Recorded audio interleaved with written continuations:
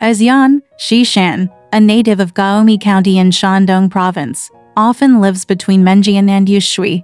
One day, he was caught in heavy rain on his way, and by the time he got to where he often stayed, the night was already dark. Knocked on the hotel door. It wasn't open. He had to hover under the eaves of one home. Suddenly, 2 doors open and an old man comes out and asks him to go in. Mr. Shi was happy to follow him inside. The donkey was bolted to the house, where there were no beds. The old man said, "I'm a poor guest. You don't have a place. That's why you're here. My family's not really a food and drink seller. There are no extra people in the family, only old wives and weak girls, who are already asleep. Although there is a bit of overnight leftovers, the lack of cooking utensils can no longer heat. Please don't be irritated. Eat something cold. When you're done, go inside." Later, a low stool was brought over and placed on the floor, urging the guests to sit down. Went in again and took a short leg tea table, running round, busy, very tired.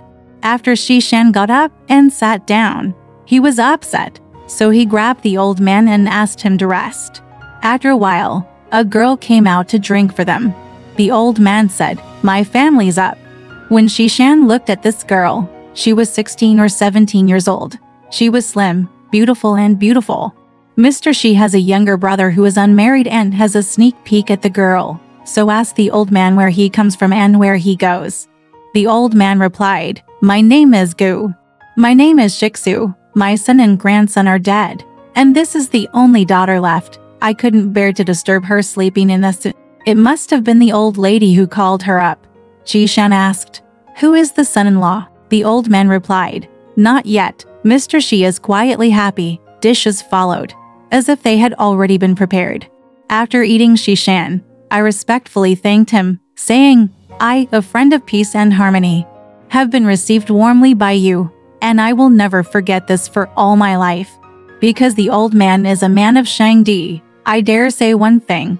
I have a younger brother named Saburo, who is 17 years old and studying. He's not a fool. I want Mr. Gao Pan to have a relationship. You don't think my family is poor. My husband lives here and lives in the house, the old man says cheerfully. If you can count on a family like yours, lend me a room and we'll all move in to avoid suspense. Mr. Shi said yes and stood up to thank him.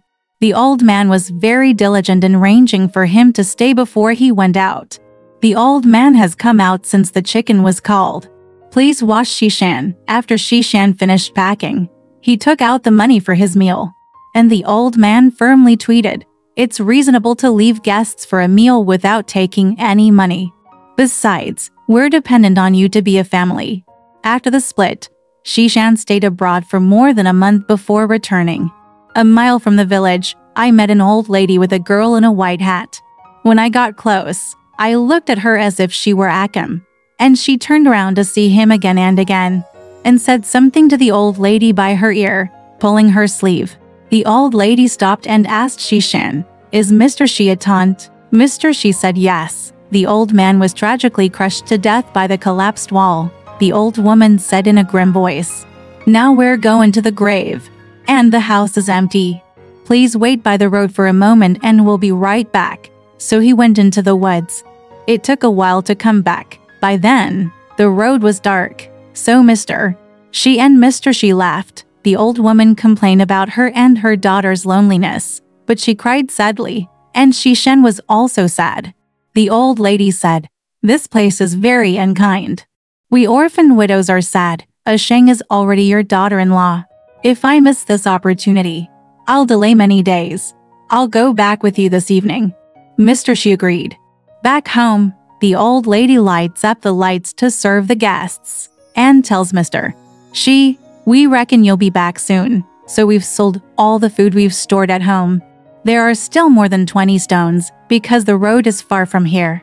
4 or 5 miles north, the first door in the village.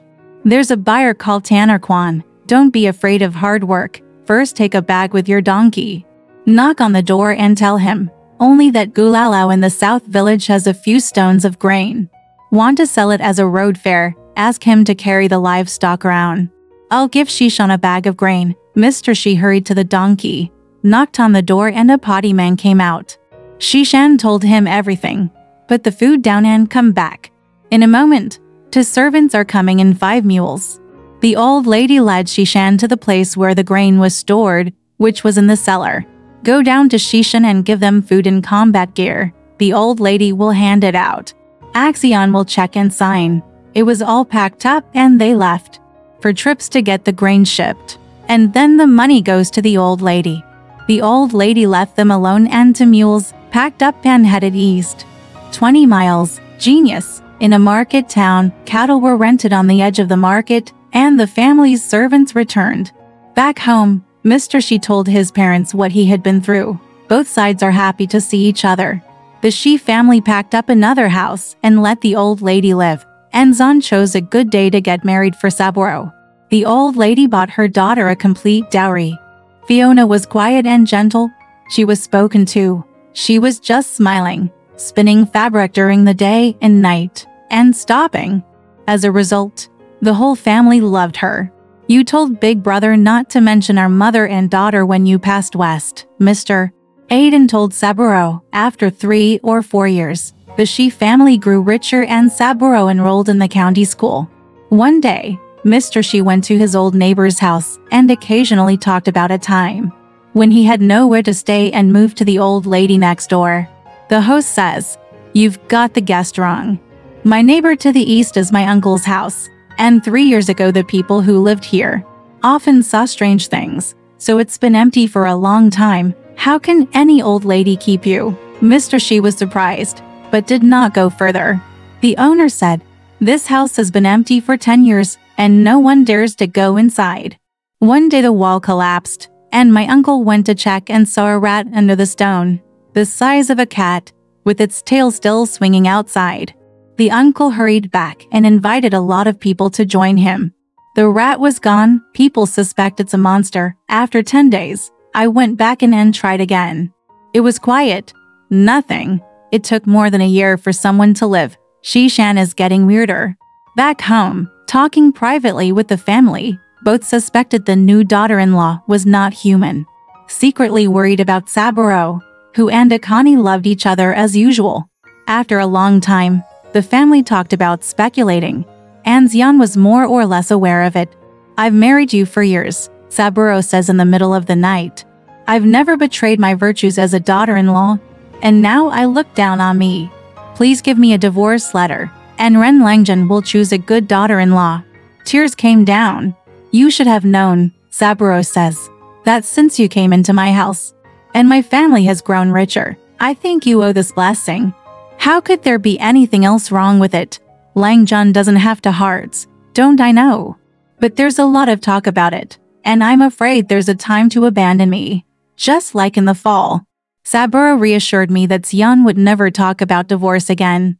Never letting go of the affair, Xian sought out a cat that was good at hunting mice every day to observe Xian's attitude. Shang is not afraid, but he is always frowned upon. One night she told Saburo that his mother was sick and said goodbye to Saburo to visit him. After dawn, Saburo came to greet us, only to see that the house was empty. Saburo was terrified and sent a team to search their trail. Sam Lang's thoughts haunt him. He can't eat or sleep, but Saburo's father and brother were both thankful, taking turns trying to persuade him to remarry, and Saburo's mood was glum. After more than a year of waiting, the letters were cut off, and his father and brother often sneered at and berated him. Saburo has to spend heavily on a concubine, but she's still in the mood to miss Shang. After several more years, the Xi family's days became increasingly poor, so they missed Xian again. Saburo has an uncle and cousin, Alan, who took a turn to visit his cousin Liu Sheng on his way to Jiaozhou Bay for a visit and stayed at his home. Aaron heard someone at the neighbor's house cry at night, and was in a position to ask about it. When I finished my business in Jiaozhou Bay, I returned to Liu Sheng's home and heard the cries again, so I asked the owner. The owner replied, "There were 2 widows and a lonely woman who lived here under a house lease years ago. Last month the old lady died and the girl lived alone without a family, so it was sad." Ellen asked, "What's her last name?" The owner said, "Her family is often closed and doesn't communicate with her neighbors. so she doesn't know her family. It's my sister-in-law, Aaron said in shock. So I knocked on the door. Who are you? I've never had a man in my family. Alan peeked through the door, looked at it from a distance, and was actually his sister-in-law, and said, Sister-in-law, open the door. I'm your uncle's Alan. When Xian listened, he opened the door and let him in. He told Alan how sad and lonely he felt. My third oldest brother misses you for being miserable, Elaine says. Why avoid this place from afar? Even if there's a bit of discord between husband and wife, Rain's going to hire a car. She's going back with her. I'm here with my mother because they don't treat me like a human being, says Tan, looking sad. Now you're back on your own. Who doesn't have to look at me? If I want to go back, I have to live apart from my brother, or I will die with poison. When Aaron went back, he told Saburo about it, and Saburo ran away overnight. When the couple met, they were both sad and weepy. The next day, I told the owner of the house, the homeowner, Mr. C, had been planning to concubine Mr. Xian, a good-looking man, so he refused to take rent from her house for years, and he hinted to Mr. Xiang's mother repeatedly that his old wife had rejected him. With the death of the old lady, Mr. Xia privately congratulated himself on his capture, and Mr.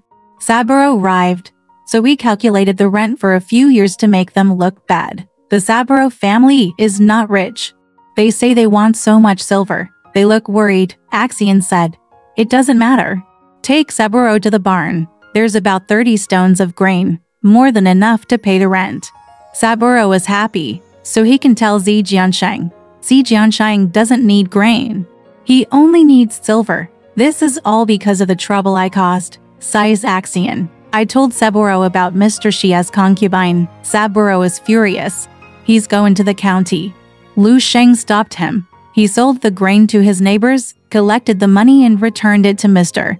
Z, who was driven home. Saburo told his parents what had happened and he and his brothers split up. Xian took out her own money to build a warehouse for days. And everyone was surprised that not a stone of grain had been left in the house. After more than a year, I went back to see that the barn was full. Within a few years, the Saburo family was very rich, while the Kiyama family was poor. Xian brought his in-laws to support him, often with silver and grain, and became accustomed to it.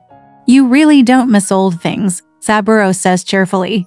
He is also out of love for his brother, and if it wasn't for him, how could I have met Saburo? Nothing weird ever happened. Alright, this story has come to an end. If you liked it, please give it a thumbs up. Thank you.